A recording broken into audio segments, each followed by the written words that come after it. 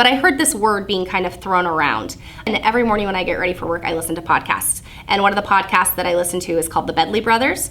And they had on 3 women who are kind of leading people in the field of HyperDocs. They're kind of the people that you go to. They're your main resource. And I listened to that and I just thought, oh my gosh, I want to try that. That sounds awesome. They were passionate about it. You could really hear that it had really changed their classrooms. So I first heard of HyperDocs from Jenny Withers because she went to the conference, and then she came back and wanted to tell me what she had learned. So then we sat down together after school and we both looked at it and we thought this is a great strategy for students just because they can go at their own pace. It's very user friendly for us. We can create links and make video, and then the kids would be able to access those videos through their iPad or even through any cellular device that they have. A HyperDoc is a document that is kind of like a house for a lot of other documents. So I think of it basically like a hyperlinked document that then kids can go out and get a lot of different resources, whether it be videos that are linked to it, websites that are linked to it, activities that are linked to it, and it's all housed in one space. HyperDocs are amazing. So at first I was scared to use it because I thought this is me letting go of teaching. Basically it's just me putting this document into the hands of my kids and saying, here you go, let's see what happens. And then after we used the first one, I thought, oh my gosh, this is just a new way for me to facilitate learning instead of me being the one who has to lecture the entire time. HyperDocs have changed my role in the classroom because they have released a lot of the responsibility from me onto the students, which I think has been really helpful, especially for my 6th graders who I've been using them more with, because that has been one of my goals, is to release them from dependence at the beginning of 6th grade to independence at the end of 6th grade.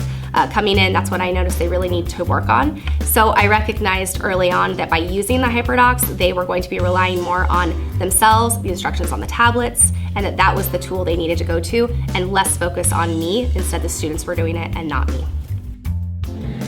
So I usually start at the beginning with everyone all together on the HyperDoc and kind of explaining here's what it is, here's what it looks like, and then I set them free. So we call it setting them free. I would never give a student a HyperDoc with concepts that they haven't been introduced to and just say, okay, go. Because if they get frustrated with them, you're going to have a hard time getting them to come back to them, especially when you want them to work independently on them. And they're able to get more work done in a shorter amount of time.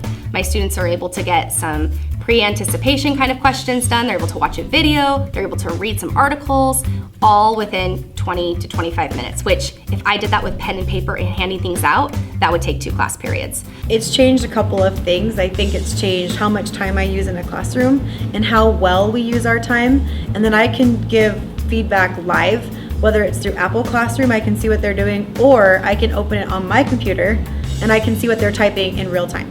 One, I think it helps with the kids who are a little bit lower, but I think it also helps with the kids who are higher and more advanced, because then they can also seek different opportunities through the HyperDoc.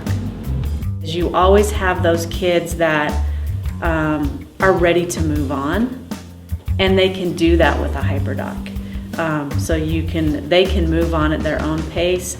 It eliminates problems with absences. Like, I don't have to keep track of who's got what assignment. I can just say it's all on your HyperDoc, it's all on your iPad. So there is a site that gives instruction on how to do a HyperDoc, and on that same site there are teachers who have contributed full-on units in HyperDocs that you can borrow, and they just ask that if you borrow one that you contribute one. It's super easy. I mean, they're really easy to build.